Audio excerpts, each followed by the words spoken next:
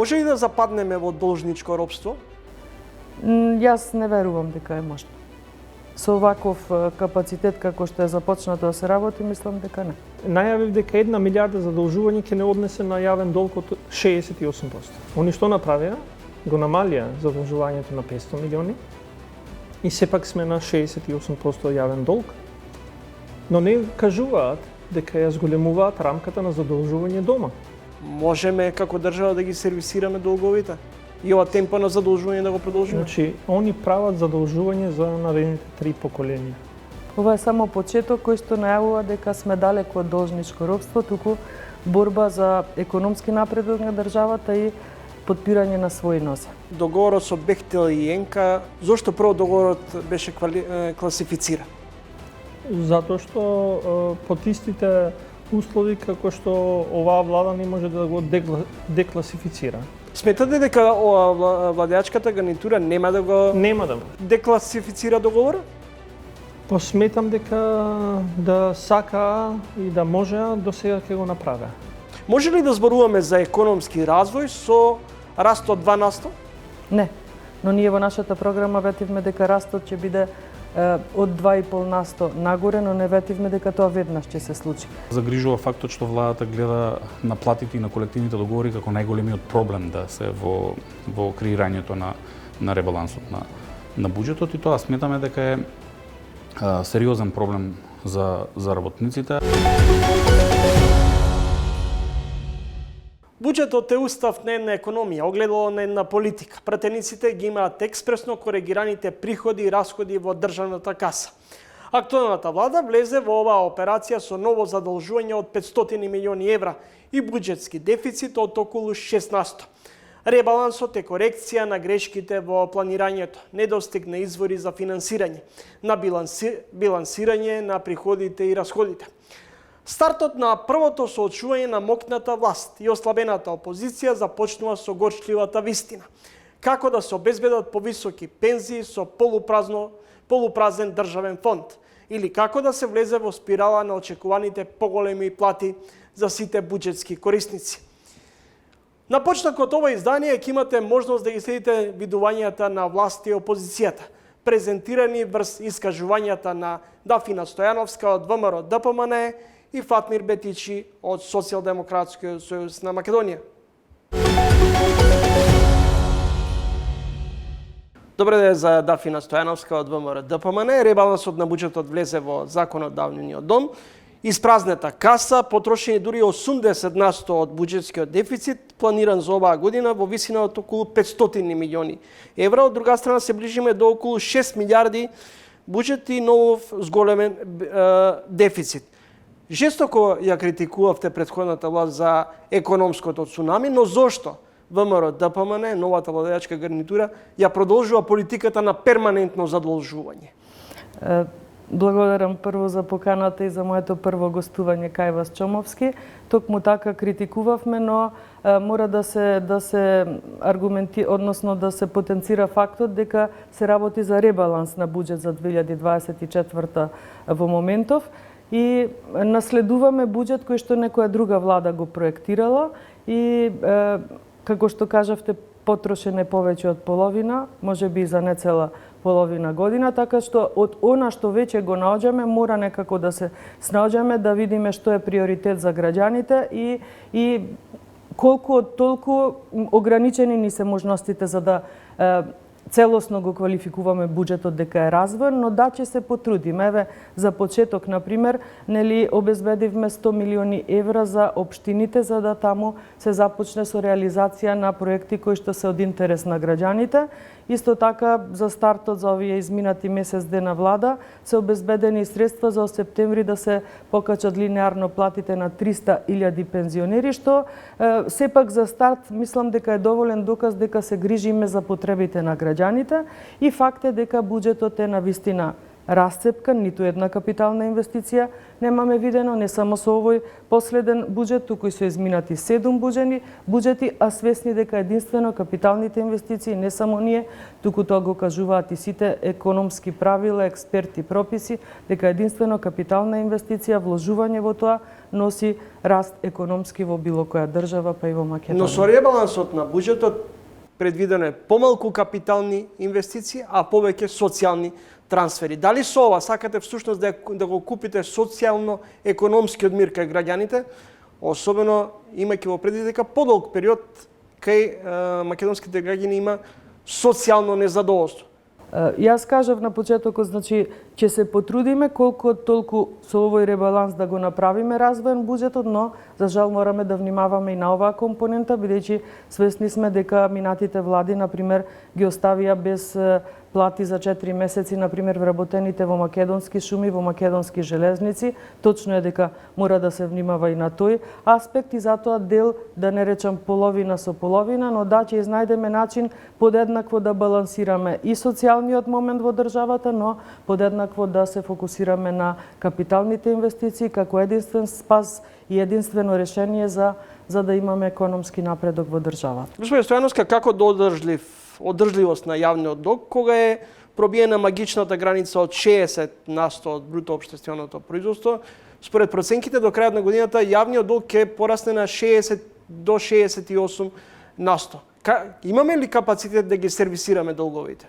Мора да имаме, нели, бевме обвинувани за ова првично задолжување кое што ќе ни дојде од наша пријателска држава, но мора да се изнаđаат начини, но паралелно со тоа мора да се инвестира во капитални инвестиции. Тие ќе го раздвижат комплетно општеството, ќе отворат и нови работни места. Нови работни места знаеме дека ќе значат нови вработувања, повеќе обртна средства низ државата, повеќе ДДВ за буџетот, така да мора да се снаоѓаме со она што го имаме затекнато. Не може да се случи преку ноќ, но мора да се внимава и на едната и на другата страна. Капиталните инвестиции ни се примарен фокус во моментов и мора на тоа постојано да се работи, бидејќи изминати 7 години не видовме ниту една капитална инвестиција, потрошени можеби беа близу 30 милиарди евра, нели, буџети кои што изминативе 7 години поминаа. Кои се бенефитите од унгарскиот владин кредит или заем, кој го земаме со 3%? Дури и премиерот Мицковски вели дека тоа е за одржливост на стабилноста на земјата и регионот. Па знаете како, прво бенефит е тоа што е, нели, таква каматна стапка имаме, немаме дупло поголема како што имавме во минатите години и за почеток сметам дека ќе биде доволно, бидејќи во моментов оваа влада со овој ребаланс на буџет, како што знаете, принудена беше да издвои 4,1 милиарда денари за плати на луѓето во железниците и 5 милиарди евра за линеарното покачување кое што беше ветено во нашата изборна програма за да се покачат пензиите од септември, нели, за 2500 денари, така да мора од негде да се започне, но ако домаќински се планираат и се трошат сите средства без разлика дали се работи за заем или за она што го затекнуваме во буџетот, ако реално најмногу ги трошиме на работи, односно капитални инвестиции кои што дополнително ќе донесат средства во буџетот, сметам дека ќе може да се изнајде некое решение да трнеме барем една половина стапка во текот на оваа година исчекор напред. Има ли скриени намери зад великодушноста на унгарскиот премиер Орбан да го одврзе кесето и да ни даде директни средства за да ги сервисираме, како што вие велите, долговите? Зошто Унгарија? Па некој може би требало да биде, ете нека биде и Унгарија. Нели познати ми се тие приказни кои се преплетуваат околу, нели, претходниот премиер последниот премиер на ВМРО ДПМН, сепак ќе оставиме времето да покаже дали има скриени намери или се само честни пријателски на една пријателска земја која што сака да помогне, можеби заради тоа што се сеќава и нивните почетоци како биле, па зошто да не да помогне на една пријателска држава како Македонија. Во овој момент ни се потребни околу половина милиарда евра. Тоа беше формулацијата, ако добро паметам, на премиерот Мицковски. Но ако треба ќе побараме уште. Помалку е индикативно за обичниот граѓанин држава да сака да ви дава пари. Јас повеќе сум оптимист дека нема да има потреба да побараме. Уште мислам дека ќе се снајдеме и со оваа позајмица, добро ќе покажеме каде ќе ги насочиме тие средства. Тие, како што кажав, треба да ни вратат назад средства во буџетот и пополека да почнеме се повеќе да се подпираме на своите нозе. Имаме финансиски капацитет да ги отплаќаме долговите. Ние за една година, според упатените 300 милиони евра ќе треба да вратиме само за камати. Ќе мора да создадеме, токму и на тоа се работи. Затоа, можеби најчесто употребуван збор ми е во вашево гостување капитални инвестиции. Капиталните инвестиции, ако правилно ги трошиме средствата, ако нема крадење, ако домачински се работи, секако ќе бидат, според мене, единствен излез. И ја си во секое мое обраќање кога се зборувало на тема буџет или ребаланс во собрание, секогаш сум била најгласна на темата капитални инвестиции, бидејќи во името на капиталните инвестиции многу буџети пројдоа, но реално граѓаните ништо немаат видено. И ако видите со овој ребаланс, од предвидените почетно 730 милиони евра, со ребалансот се кратат само 2 милиони евра, и тоа само онаму каде што не е виден никаков напредок и само тука се крата. Значи, ние апсолутно не кратиме на капитални инвестиции.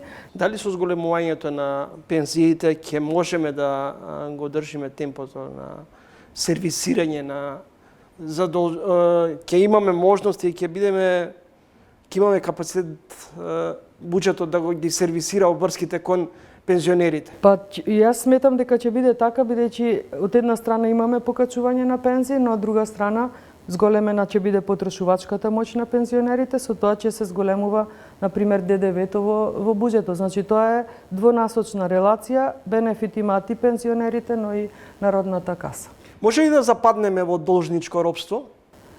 Јас не верувам дека е можно. Со оваков капацитет како што е започнато да се работи, мислам дека не. Како ќе ги сервисираме долговите? Со ребалансот на буџетот предвидени се и капиталните инвестиции и сервисирањето, како што вие го нарекувате. За општините веќе обезбедивме 100 милиони евра, а во изборната програма ни беа ветени по 250 милиони евра годишно.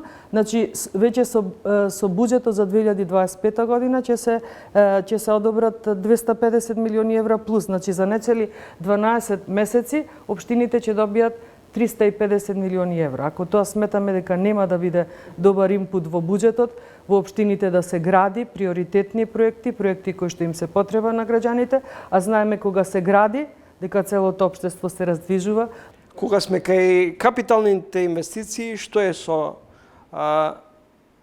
изградбата на коридорот 8 и 10D, Бехтел и Енка? Ќе го симнете ли превезот на тајност?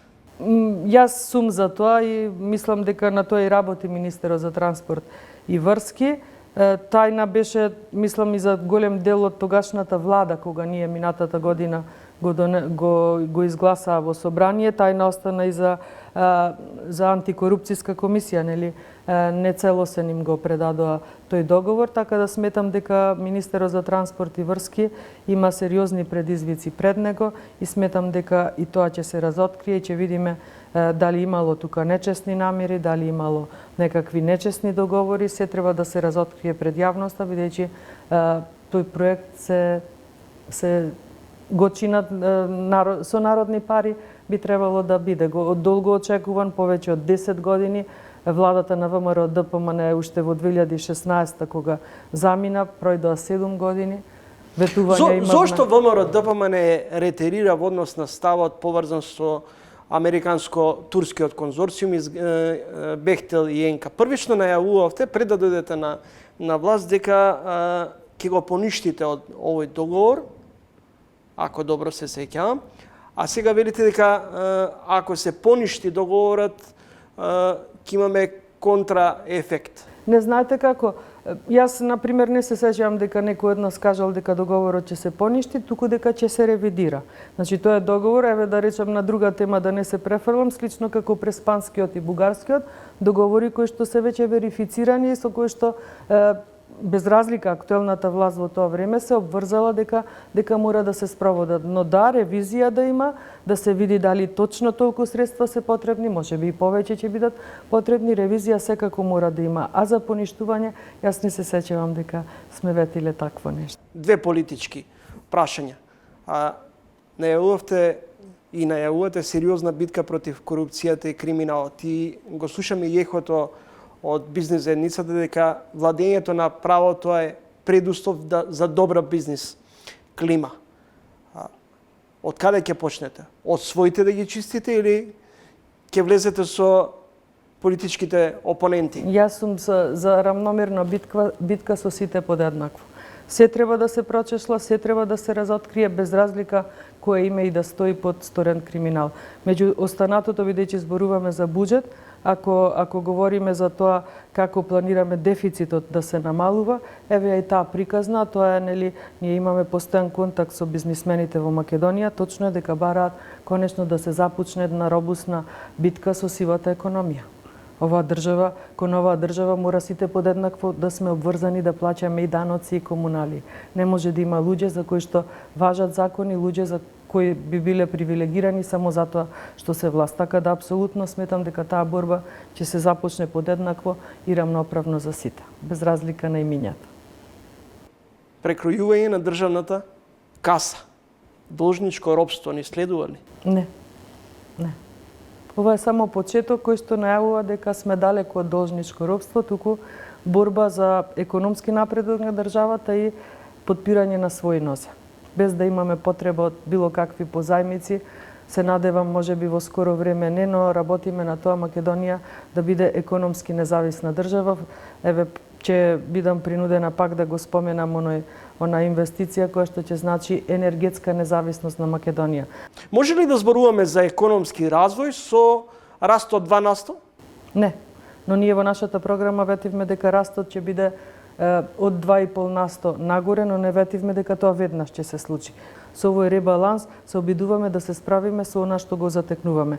Капитални инвестиции ни се приоритет, домаќинско трошење на секој еден денар, кратиме десетици милиони евра исто така на трошоци за кои што сметаме дека во моментов не се битни, како на пример купување мебел, возила, реновирање и слично, градење на проекти по општините со она што го ветивме, но исто така градење на автопатишта. Сето тоа значи една, како велевме ние, ново поглавје за Македонија, кое што мислам дека само што започнува. Кога велите ќе работиме на домаќинско трошење, дали за вас е домаќинско трошење пола владин кабинет доди во Соединетите Американски држави во бизнес класа? Не гледам зошто тоа станува тема кога претходни 7 години истото тоа се случувало.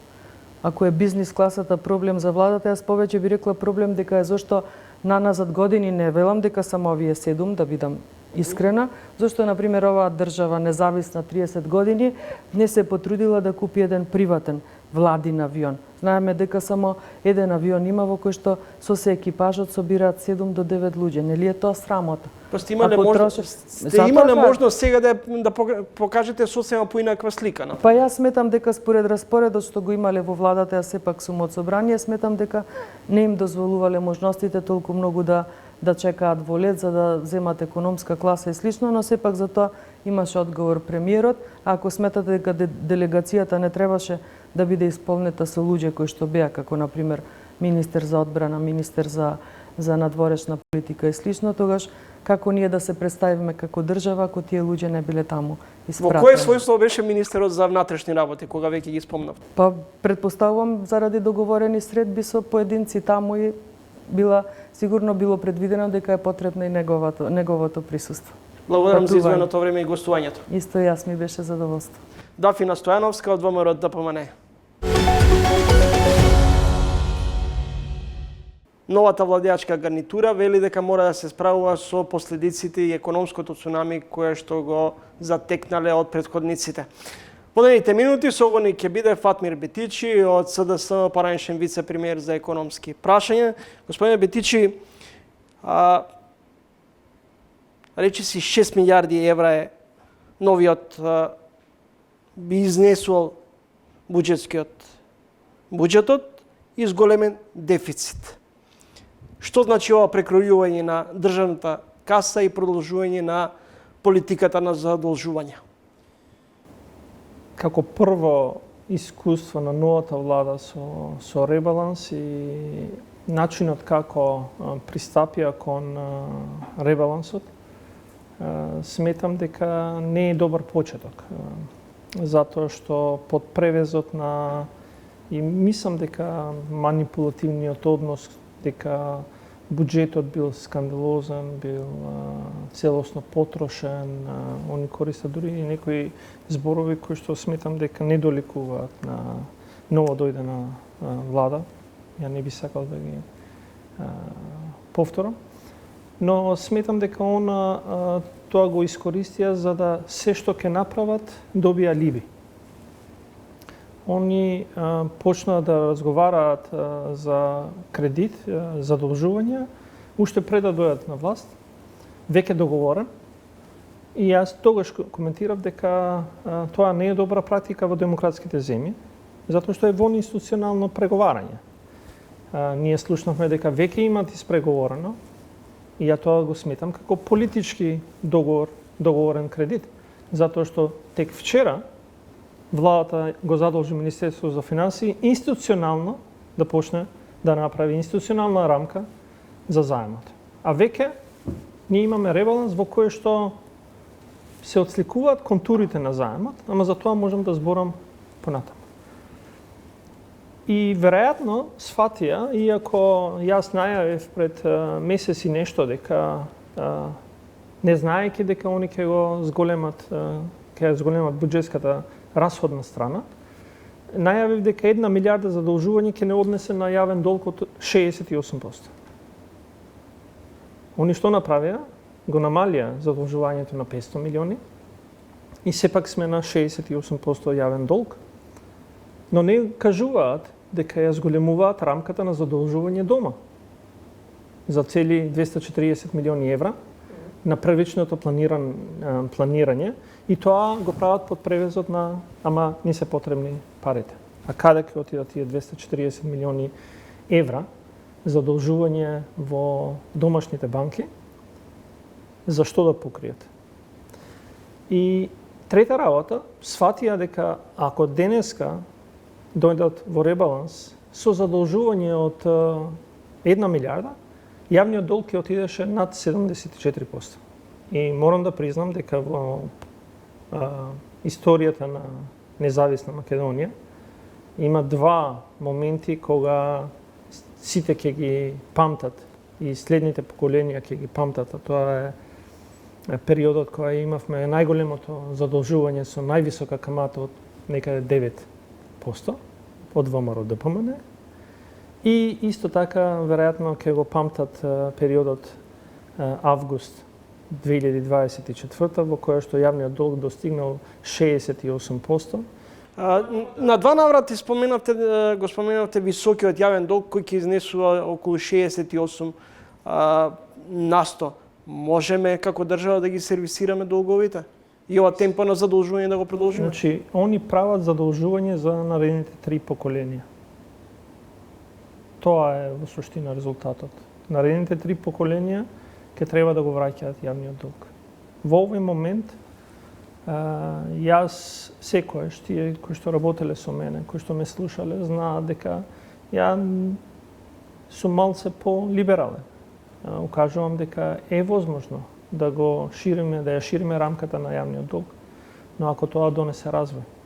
Но да го направите тоа во овој момент, да отидете над 60%, кој што е еден праг, кој што го имаме поставено, го имаме во мастрихтските критериуми, го има во нашите стратегии, во законот за фискална консолидација и така натаму, да отидете на 60%, а при тоа растот на економијата да се намали, тогаш има сериозен проблем во политиките во кои што се залагате.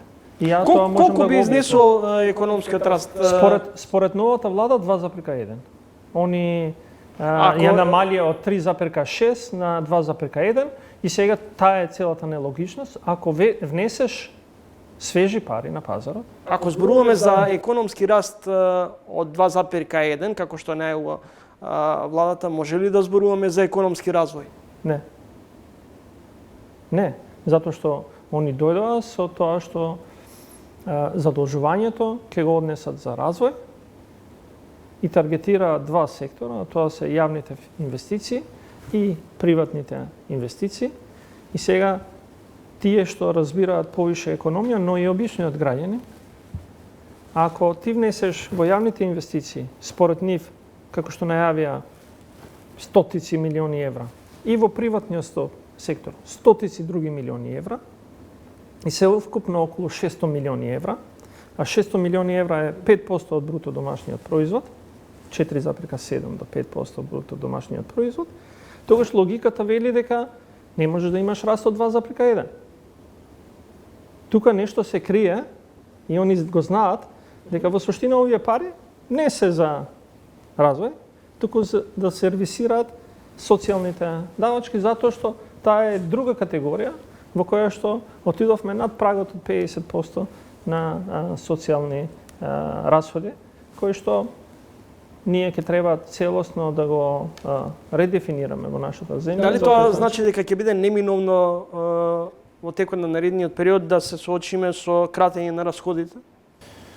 Па веројатно да, и тоа на непродуктивните расходи. Ја мислам дека ќе треба да се направи непопуларното, а тоа е намалување на расходите во јавниот сектор и они нужно ќе бидат принудени тоа да го направат, тоест ќе сакаат, затоа што го покажа и со економските директори, кои што сметам, економските директори во јавното здравство, кои што сметам дека е добар чекор, но ќе треба да ги елиминираат сите непотребни расходи во сите сектори, а ги има навистина многу. Што ќе треба да се направи за да се набали високиот јавен долг? Видете, прво има еден момент кој што најверојатно они не го зборуваат јавно, а тоа е ни креираат уште една поголема дупка во пензијскиот фонд. И тоа ќе биде сериозен буџетски издаток. Они ни укажуваат дека фалеле 5 милиарди. Во принцип не се сите пари потребни само заради зголемувањето. Има еден дел затоа што имате период на 6 месеци избори, секогаш се знае дека паѓаат придонесите и економската активност во тој временски период. Но од друга страна, целото линеарно зголемување ќе донесе буџетска дупка од 300 милиони евра. Тоа е 18 милиарди денари, кое што секоја година ќе има на сегашниот буџетски дефицит кој што го имаме за ПИО, кога ќе надокнадите уште 18 милиарди, тоа е веќе сериозно за размислување, го доведува во сериозна положба пензијскиот фонд.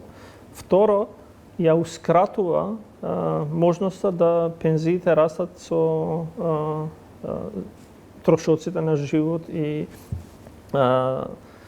растот на просечните плати, затоа што најверојатно методологијата ќе укинат. И таму нема да може ништо да се направи, но за жал за 3 до 4 години ќе видиме дека положбата на пензионерите ќе биде многу полоша од кој што денеска е дојдена. Им останува расходната страна на непродуктивни трошоци, вообичаено викаме стоки и услуги, договорната ставка за стоки и услуги, но ја мислам дека во среден рок тоа што треба да се намали е оперативните трошоци, тоест плати и надоместоци, затоа што сметам дека оваа економија, оваа држава не може реално да трпи со толкав број на вработени во јавен сектор, а особено што ефикасноста паѓа, ефикасноста се мисли на давање на услугите секогаш паѓа. Зошто, господине Бетичи, имате резерви и го критикувате унгарскиот владин кредит и зошто имате сомнеш ако, како што вели владата, Унгарија има искрени намери да ни помогне? Затоа што го кажавте, е во институционално договарање. Ние го немаме видено законот во собрание, јавноста ги нема видено условите. И кога е политичко договарање, можно е да имате политичко влијание. Што е политичко влијание? Интересите на друга држава да станат ваши интереси. Ако не би било така, тогаш како е возможно, ако до вчера за никого не беше проблематичен коридорот Исток-Запад, коридорот 8, не беше проблематичен. И затоа се вложуваат пари. Две држави, членки на НАТО, за да од вчера слушнеме дека веќе тој коридор не е битен. Исток-Запад, поврзувањето со Бугарија и поврзувањето со Албанија не било толку битно. Побитен бил јужниот коридор, кој што ја врзува Грција со Унгарија. Србија и Унгарија. Ако ова не е политичко влијание, не знам што е.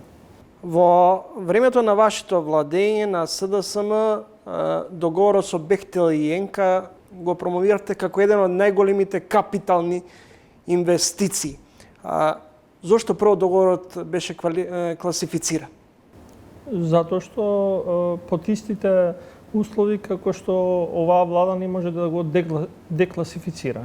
Не заради нашето барање, туку заради барање на договорната страна, тоест Бехтел, кој што смета дека во договорот има деловни тајни, кои што влегуваат во деловниот процес. И затоа смета дека не би требало целосно да се обзнане. И јас секогаш укажував дека можеби парцијално треба да се декласифицира. Сметате дека владеачката гарнитура нема да го декласифицира договорот? Посметам дека да сака и да може до сега ќе го направи. Што има толку деловно тајно во тој договор? Прв пат имаме договор, деловен договор кој е класифициран. Работи ја мислам дека искрено сегментот на средствата кои што се потребни не се тајни, но има сегменти кои што нив ги прават уникатни во начинот на спроведување и договарање на вакви проекти на секаде и сметам дека тоа е единствено нивно и они не сакаат тоа да го обзнаат. Јас искрено не смеам затоа што е класифициран како договор. Јас сум го видел, но не смеам да ги обзнанам јавно затоа што тогаш не би бил класифициран. Имате сомнеш во делот на најавата на владата за зголемување на пензиите. Сметате дека нема да успеат буџетски да го издржат овој темпо? Секако буџетски не можат да го издржат. Пензискиот фонд не е во ситуација да го издржи. Тоа што владата го прави е со ставање на располагање на други средства. Реалното зголемување сега во септември не е 2500 денари. Они според методологијата во септември сите пензионери ќе добија зголемување на пензиите. Најмалото 1000 денари. Значи најмалиот примател на пензија ќе добиеше 1000 денари зголемување, сега добива 2500, значи добива разлика од 1500 денари. Но како одите погоре, таа разлика се намалува. И вие имате некаде 50.000 пензионери кои што нема да добијат реално, туку ќе изгубат. Затоа што според методологијата они ќе добијат поголемо зголемување од колку што сега ќе добијат во септември. Во март ќе добијат дополнителни 2500 денари, 2500 денари, но ја губат методологијата. И веќе во наредниот септември ќе престане. И се враќаме на стариот начин во кој што ја ти давам која ја сакам.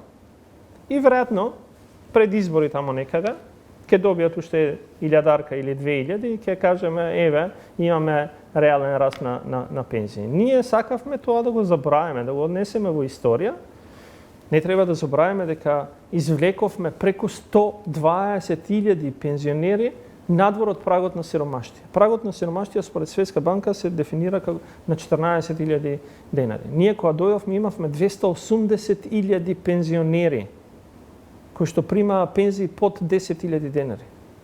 Знаете колкава е таа бројка? 280.000 пензионери. За да денеска приматели на пензии до 14.000 денари се 160.000. Каде се другите? Сите се отидени нагоре. И тоа е среднорочно решавање на проблемот. Не да кажеме долгорочно, среднорочно решавање на проблемот, но они едноставно се вратија на тоа што го гледавме некогаш во темните години на Македонија, 500-600 денари сега научија дека треба нели повише, но од друга страна нема раст на минимална плата, нема раст на плати, нит во јавниот, ни во приватниот сектор. Од друга страна, критичари се на растот на плати и јас прашањето ќе го поставам. Како ако немате раст на плати, ќе имате раст на пензии? Донеле одлука за вработување. Добро, дека има вработување. зголемување на платите, меѓутоа имаме и повисок животен стандард. Имавме и ценовен шок. Да, ама имате зголемување на просечна плата од 13,6, а имате инфлација од 3,1. Доста работи се направени за државничко однесување, на среден рок да ја врата државата направи стави и вистински да ја направат горди. За месец дена, за 30 дена видовме дека немаме ништо од гордоста, имаме едно бледо Г, кое што најверојатно ќе не направи со многу полоша положба од оваа во која што се наоѓаме. Следите три гости во емисијата Фатмир Бетичи од Социјалдемократскиот сојуз, поранешен вице-премиер. На крајот две политички прашања. Што и пресуди на СДСМ за да доживее фиаско на изборите? Неодлучноста во справувањето со корупцијата и криминалот или станавте поданици на Дуија и Али Ахмети? Ние, за жал, во 7 години владење моравме да донесеме тешки одлуки, кои што секогаш имаат одредена цена. Но ние ги носевме затоа што сметавме дека тоа ќе донесе нова перспектива за нашите деца. Сметам дека ако во 2020 не стигна казната за преспанскиот договор, за менувањето на името, тоа заедно со економските кризи, со енергетската криза, со зголемување на трошоците за живот, со војната во Украина, со непринципијалното и не проевропско однесување на сите чинители кои што се во владеачката структура, направија да има сплет на околности за да го добиеме тој резултат кој што го добивме.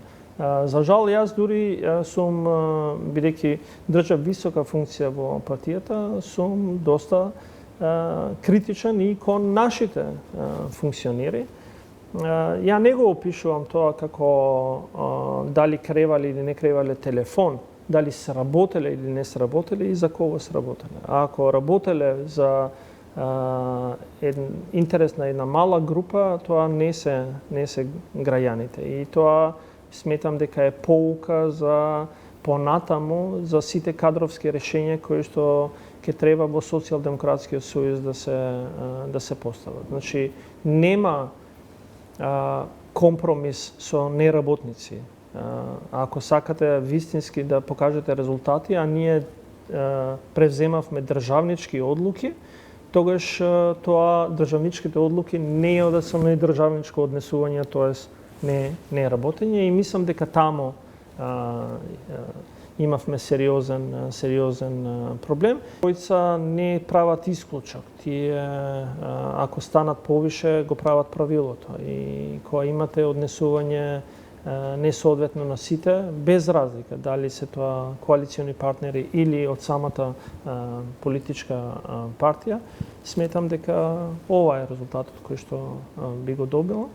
Дали со Венко Филипче на чело на Социјалдемократскиот сојуз, СДСМ ќе има капацитет во овој релативно краток период до локалните избори да се консолидира и да победи, да речеме, на престојните локални избори? Или ќе следува уште еден пораз? Јас сметам дека до локалните избори сите заедно прво треба да се консолидираме внатре и да направиме подобар резултат од парламентарните избори. Јас сум умерен во предвидувањата. Сметам дека мојата желба би било да направиме целосен пресврт, затоа што реално противниците кои што ќе ги најдеме на локално ниво не покажаа ништо на претходните 4 години, така да имаме лесен терен. Ќе биде предизвик да ги најдеме најдобрите кандидати, кои што мора да излезат од базата, од општинските организации со еден консенсус. А под водството на сегашниот избран председател сметам дека како вредносен човек треба да му се даде шанса да тоа го истера како процес. Ако гледате во овој момент едноставно нема притисок како треба да работи ние како како пратеници, секоја недела сме на координација за да си ја завршиме најдобра нашата работа во собранието и да го дадеме нашиот глас како социјал-демократи и опозиционери. Останува да видиме како ќе течат внатрешните дефинирање на внатрешните органи и тела кои што треба токму да не однесат во тоа што сите го очекуваме, враќање на власт, дали на локално или парламентарни избори, но сметам дека имаме доволен простор за и време за реорганизација целосно и реструктурирање внатрешно. Благодарам за гостувањето и интервјуто. Благодарам и вам на можност.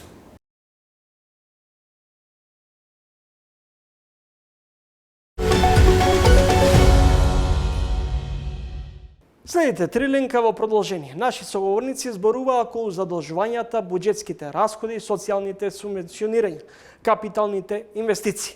Во наredните минути ќе следите видување и размислувања од академиците Таки Фити и Абдулменов Беџети, како и универзитетските професори Маријан Бојаджиев и Никола Поповски, кој воедно беше и министар за финансии. Значи сега што треба да прави буџетот? Прво, буџетот мора да се концентрира на зголемување на фискалниот простор. Учеството на јавниот долг во бруто домашниот производ надмина 60%. Ние мораме да се спуштаме надолу. Во буџетот за оваа година е намалена стапката на дефицит на 4,6% и ако тоа се оствари, тоа е добро. Почнува тој процес на консолидација. Повторно да создадеме буџетски простор, бидејќи ако се јави нова криза, немаме како да интервенираме.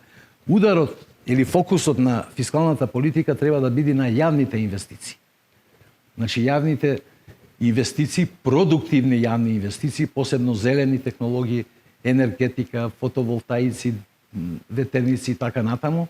Исто така, значајен дел од буџетот мора да биде насочен кон човечкиот капитал, значи подобрување на системот на едукација, образование, знаења, вештини за вработените и така натаму. Значи еден вид на продуктивни инвестиции што ќе доаѓаат од јавниот сектор и кои што на еден и друг начин се мерки на страната на понудата што се добра мерка против стагфлацијата. Не е доволно да речеме фокусирано во владините политики потикнувањето на нашите локални фирми, мали бизниси, да учествуваат во тој што го викаме синџир на вредности на во регионални размери. Просто кажано, нашите фирми имаат мало учество како субконтрактори, како кооперанти во производството на странските компании во нашите трговски зони. Даноците во ваква ситуација кога имате инфлација треба да растат. И тоа тука е сега противречноста. Ако ги зголемите даноците, тоа ќе има пак негативен ефект врз економскиот раст. Ако монетарната политика претера со референтната каматна стапка, тоа ќе ги дестимулира инвестициите. Значи мора една добра координација и мерка да се најде меѓу двете политики, бидејќи тие на краток род се како да речем субститути. Ако буџетот многу троши, Централната банка мора да стега и обратно. Јас ги споменавте даноците, следуваат даночни затегнувања. Академик Абдулменов Беџети вели дека со мали даночни прогресии ќе се слеат дополнителни околу 90 милиони евра во буџетот, вие во овој доста малку по-внимателни. Да. Јас ви кажав, кога имате инфлацијски притисок, треба да растат даношните стапки, меѓутоа, јас мислам дека првата работа што треба владата да ја прави, не толку зголемување на даношните стапки, реформи ќе треба да се прават, со тек на време ќе треба и прогресивен данок да се воведи, тука се сложувам, рамниот данок си ја заврши својата функција. Меѓутоа, знаете, деликатна ситуација. Не е сега главно да се концентрираме на зголемување на даношните стапки. Мали промени ќе има, проширување на даношна основица и така натаму. Елиминирање на бројни ослободувања кај даноците и слично. Имаме ние еден значаен извор да ги зголемиме буџетските приходи, тоа е сивата економија, која што учествува со 35%. Тоа е сектор, главно приватен, не само приватен, кој што не е оданочен, не е регистриран, не плаќа. А знаете што е 30% ако имаме повеќе сива економија, тоа се 3,5-4 милиарди долари плюс. Ние не можеме да ја елиминираме комплетно, ниту друга земја може комплетно сивата економија, ама тука да се направи еден чек.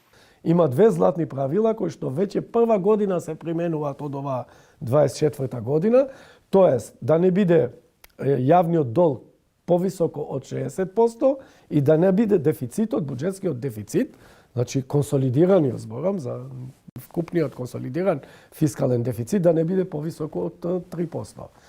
Меѓутоа, ММФ сугерира значително да се намалат социјалните субвенции, а од друга страна со зголемувањето на платите на функционерите се отвори Пандорината кутија, па се соочуваме со ситуација лекарите да бараат зголемување на платите, пензионерите да бараат зголемување на пензиите. Можеме ли со ваква кондиција финансиска, со ваква стапка на задолженост моментална, 2024 да издржиме, например, зголемување на пензиите од 5000 денари на кои инсистираат пензионерите? Ајде одиме со ред. Прво, факт е дека ММФ забележува во делот на некои социјални субвенционирања, кога се работи за моментални субвенционирања, за краткорочни субвенционирања, за несистемски субвенционирања, и тоа е факт. И тоа така и во право дека забележуваат во смисла еднократна поддршка. Но ММФ не забележува во делот на системските решенија од типот на нивелизација на плати, индексирање ние ги велиме и нивелизација и индексирање на пензиите. Тоа се системски решенија. Друго е решењето дека ние влегуваме во една спирала на зголемување на плати и на сите овие аспекти од типот на плати за јавна администрација, како еднократно зголемување и одеднаш зголемување на пензиите, кои што се прават освен нивелизацијата и како такви се неодржливи. Меѓутоа, мора да признаваме дека во делот на платите ние неминовно тоа да го правиме, затоа што почнаат дефинитивно да напуштаат вработувањето многу способни и млади луѓе. Затоа платите денеска во буџетската расходна ставка се предвидени околу 40% во маса поголемо од тоа пред 3-4 години. Ама па затоа е задржано и можноста да бидат поефикасни во делот на дејствување. Не е проблемот до висината на платите. Проблемот е до ниската продуктивност на вработените во јавната администрација. Проблемот е во уравниловка. Значи, како се делаат и како се распоредуваат платите, мора да биде модел на перформирање. Не можете вие подеднакво да исплатувате плати на две различити институции врз основа на платен разред само. Вие мора да внесувате компоненти на перформирање. И перформансите се мераат со индикатори. Така да сега пензискиот фонд во овој момент дури ево психолошка гранична, би рекол, лимит, кај што се предвидува дури да надмине 50% субвенционирање од владиниот буџет, односно од државниот буџет. Фондот за пензиско инвалидско осигурување ќе надмине 50% субвенционирање од државниот буџет и ова на среден и долг рок уште полошо во делот на пензискиот фонд, а истовремено и на фондот за здравство слично. Долгот никогаш не го враќаме, него секогаш го рефинансираме со нови камати. И сето тоа прави. И конечно, зашто ќе се користи? Ако се користи за потрошувачка, мислам дека е голем проблем. Вклучувајќи и инвестициска потрошувачка. Дури и да речат, со тој ќе направиме еден нов автопат. Зар некој во Македонија? Јас гледам, дури и мои колеги професори сметаат дека ако се користи за продуктивни цели, ќе ја поттикне економијата и брзо ќе се враќаат парите. Тоа поттикнување и враќање не е толку брзо во јавниот сектор. Милиардата ќе си доспее за враќање, а автопатот и понатаму ќе создава трошоци за одржување, тој не ги враќа директно парите. За да тој предизвика раст на економијата, па фирмите, тоа се многу долгорочни замаглени процеси. Што значи дека тоа е шокантна најава во економската политика, дека 1 милиарда евра ќе се задолжите, 6-7% од БДП. Веќе 5-та година имаме висок буџетски дефицит и долгот е веќе над 60 насто или 8 милиарди евра. Како новата влада би требало да се справи со недомакинското трошење на нивните предходници?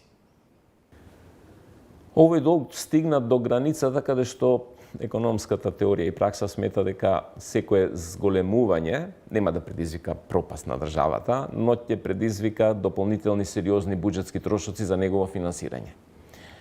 Нашиот сега е околу 60%, тоа е, вие кажавте, околу 8 и нешто милиарди евра.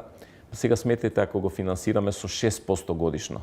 Мислам каматите на него да се 6% годишно. Во таа зона сме веќе влезени. Тоа се 480 милиони евра годишно само за камата. Ако е со 5%, тоа се 400 милиони.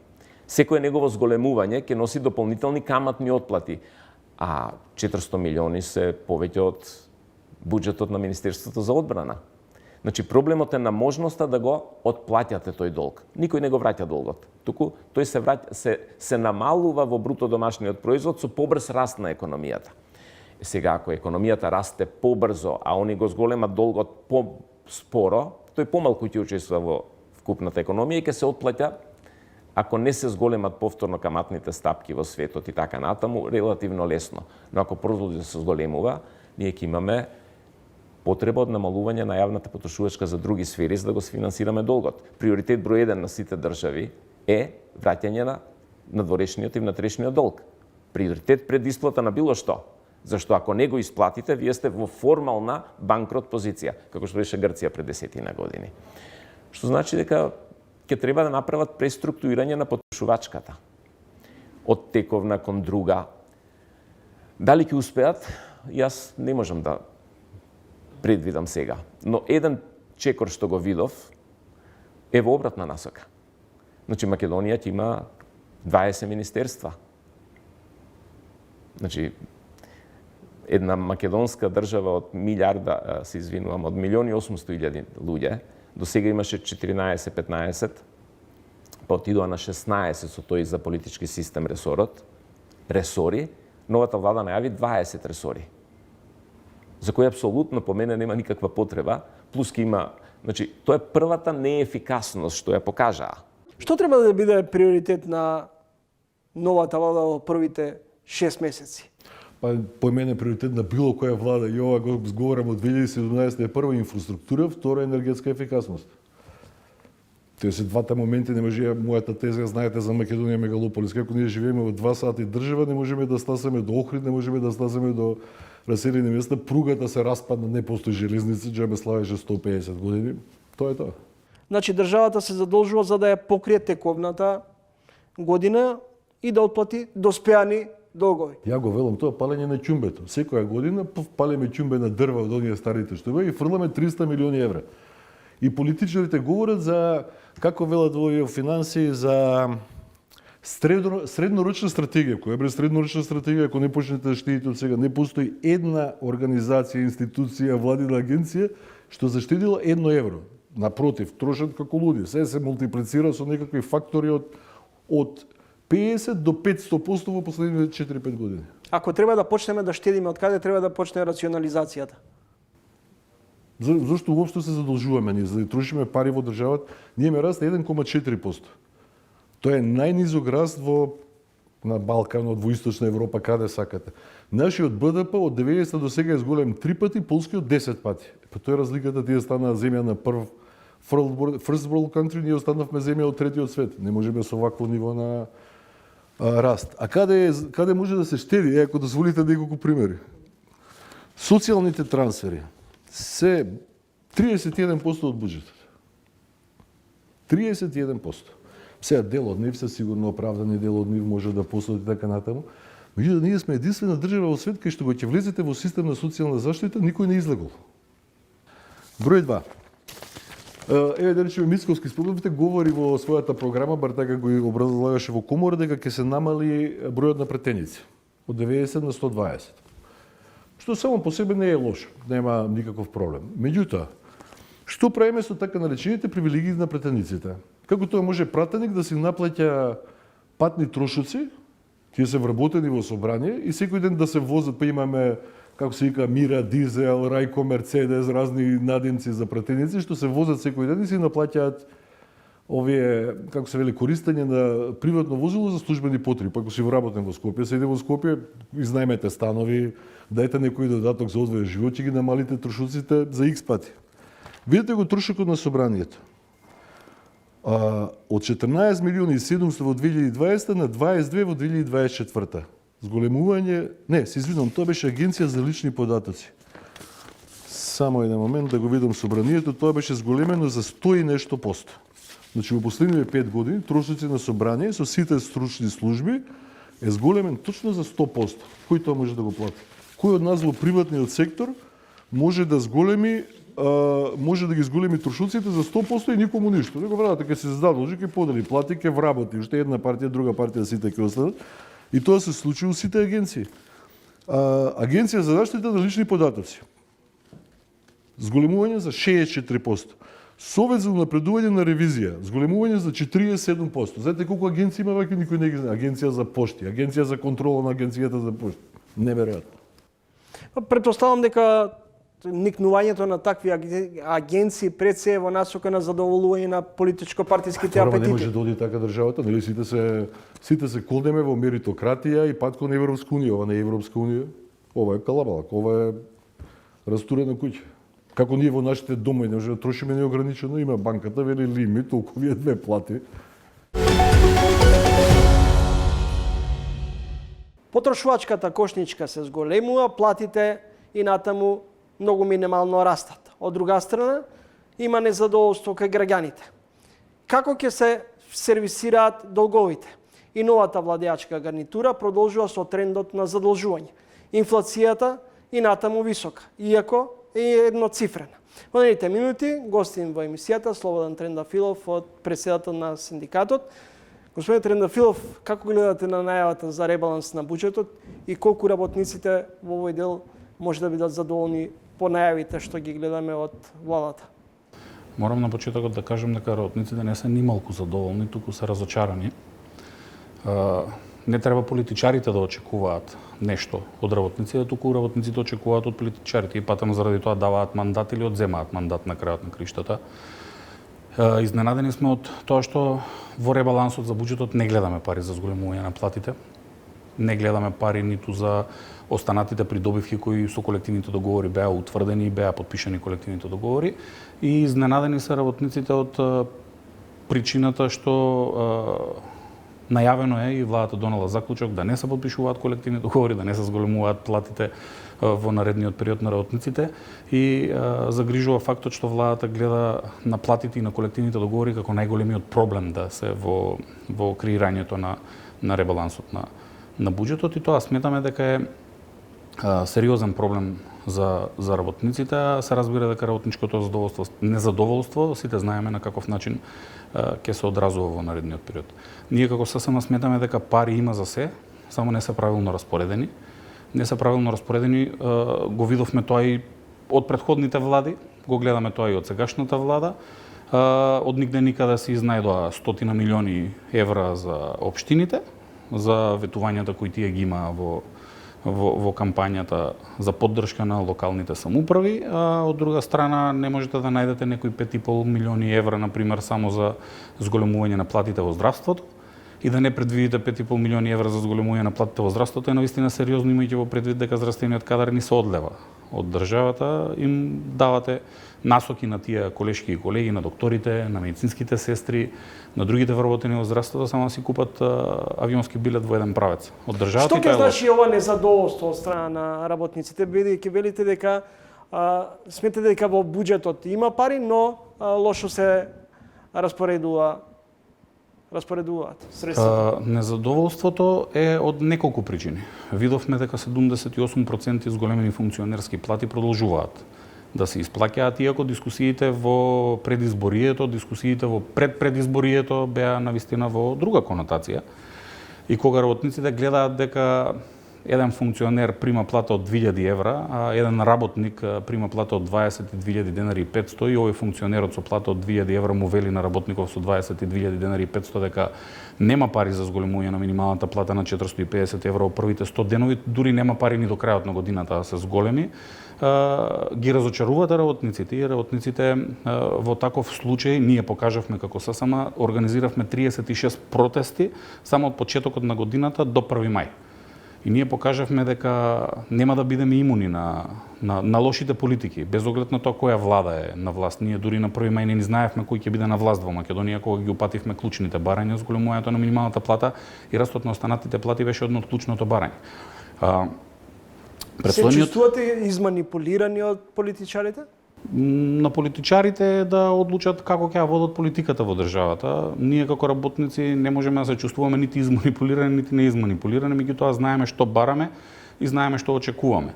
Кога ќе ви ги изневерат очекувањата, преминувате да ги преземете сите останати непопуларни чекори кои ги имате на располагање како работници и како синдикати.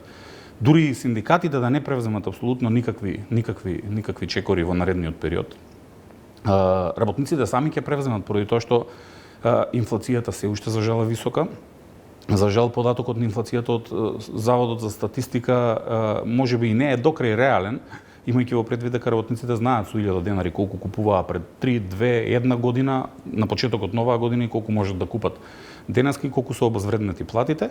Например, во Македонија работниците се разочарани од тоа што само функционерските плати пораснале за 78% и трошоците за минимум овозможување на достоинствен живот на едно 4-члено семејно домаќинство со синдикалната минимална кошничка која пресметуваме ние, која пораснала за 3 години 78%.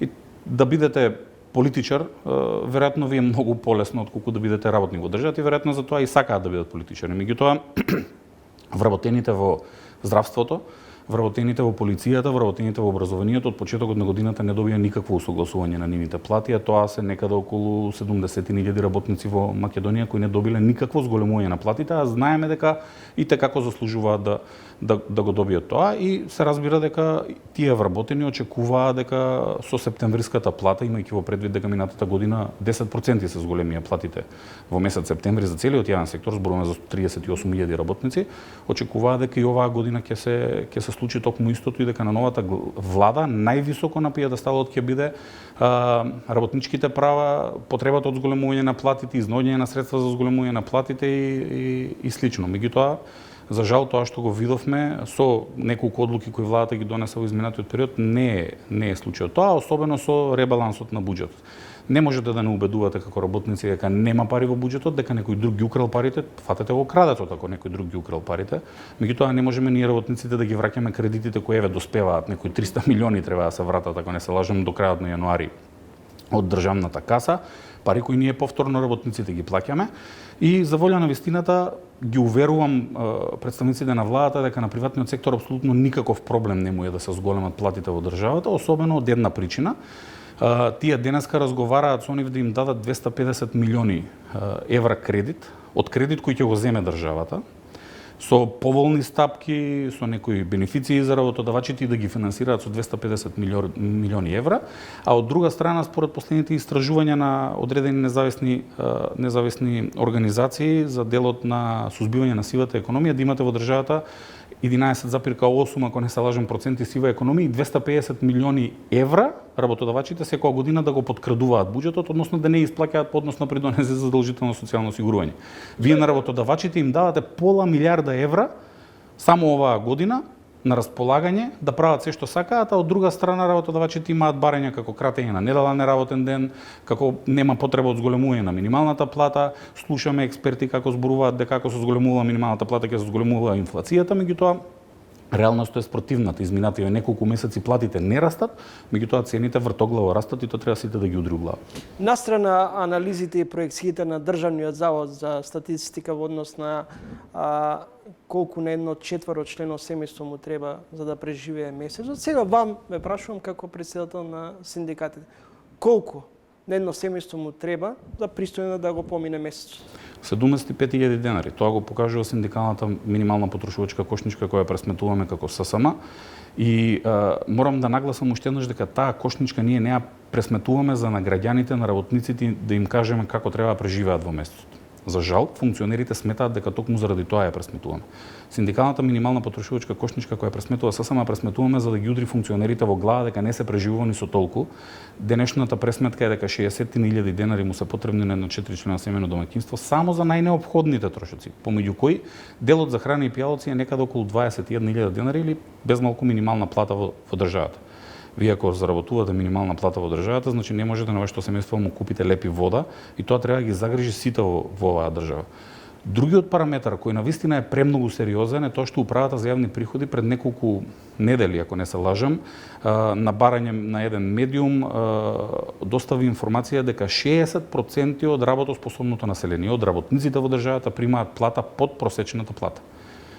И тоа е нешто што не оваа влада, не претходната влада, сите идни влади треба да ги загрижува, поради тоа што да ви живеат работниците, 60% од работниците под просечна плата да примаат плата.